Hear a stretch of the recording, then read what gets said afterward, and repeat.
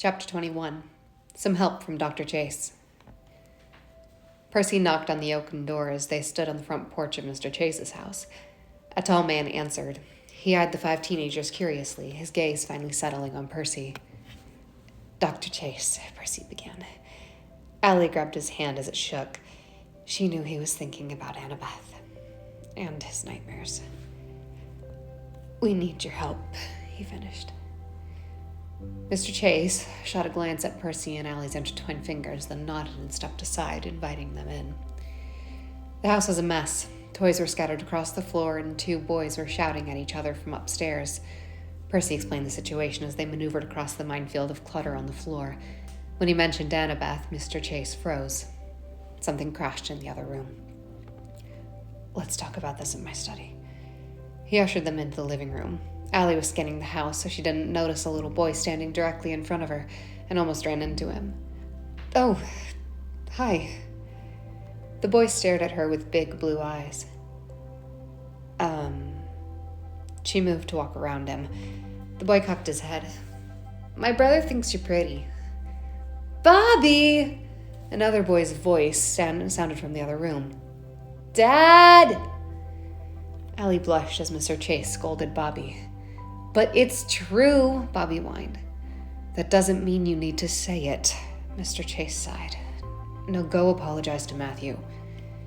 Bobby ran off into what looked like the kitchen. Mr. Chase faced Allie. "I'm so sorry about that." Allie cleared her throat. "It's fine. I'm used to being treated differently." "It's usually not because they think you're pretty," Allie muttered. Allie elbowed the daughter of Zeus in the ribs. "You're right. It's because I can proficiently kill you in over 45 ways." She smirked. Mr. Chase gave her a look. "Is that what they teach you at this camp?" "They teach us to survive," Allie corrected. "Some of us are just more committed than others." He nodded and led them to his study, which was decorated with model airplanes and piled with books.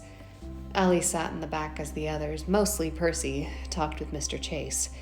He agreed to let them borrow his car, and soon they were driving across the Golden Gate Bridge with Zoe at the wheel. Allie sat shotgun, and Percy was in the back with Thalia. Allie stared out the window, her elbow resting on the armrest and her head in her hands.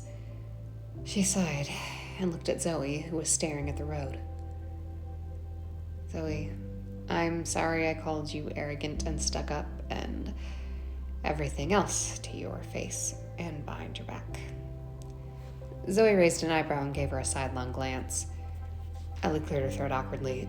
"I didn't look below the surface, even though that's what I want people to do for me. But being on this quest with you, I've seen the real you, and I'm sorry." Zoe met her gaze quickly before turning back to the road. She nodded. "You were not who I thought either, Aliana Breck." Allie bit her bottom lip. "Do you know why Artemis wanted me to be a hunter?" Zoe shook her head. "I do not question my lady's wishes. I simply carry them out." Allie sighed. "It's probably for the best that I said no." "I agree," Zoe concurred. "You are a great warrior. But thee are not a hunter." Alice chuckled. "Couldn't have said it better myself." They rode in silence as they crept up the mountain, a storm brewing above them. Lightning flashed through the clouds and wind threatened to force them off the edge of the mountain road.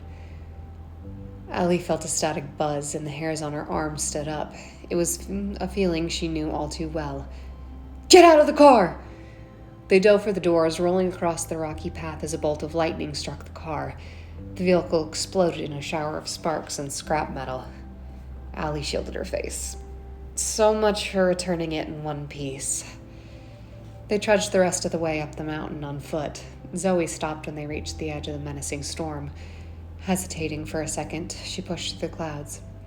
Allie reached out, her hand sinking into the dark clouds. A static shock ran up her arms like a million pinpricks. It reminded her of holding Mason's hand. She pulled back. Whoa. Shooting Percy a quick glance, she pushed through the storm. The swirling clouds cleared almost immediately after the initial zapping layer. They followed Zoe to a garden where a dragon slept beneath a tree covered in golden apples. Zoe stopped. You skirt the outside of the garden. I shall create a distraction. The dragon should only attack threats to the tree. Should? Allie asked. Zoe nodded. I helped train him. This will work. The girls locked eyes. Allie nodded and led the others to the wall. They inched forward, backs pressed against the cold stone, eyes locked on Zoe and the dragon. The plan was working. Zoe held the monster's full attention, and it didn't appear to be aggressive. Maybe it recognized her. And just like that, everything fell apart. The dragon lashed out at Zoe, who told the rest of them to run. She was holding her own against the dragon, but it was only a matter of time before she made a mistake and got eaten. Allie grabbed her bow and drew back an arrow. She fired the shaft at the beast's eye, but it was moving so much the arrow snapped against its snout. The attack caused no damage, but it did distract the dragon long enough to give Zoe a head start. Unfortunately, the beast had a greater reach than Allie had expected. Its claws slashed Zoe across the side as she raced towards the stairs. When she reached Allie, the dragon lost interest, refusing to leave the tree. Thank the gods. Allie and Zoe turned and jogged up the steps after the others.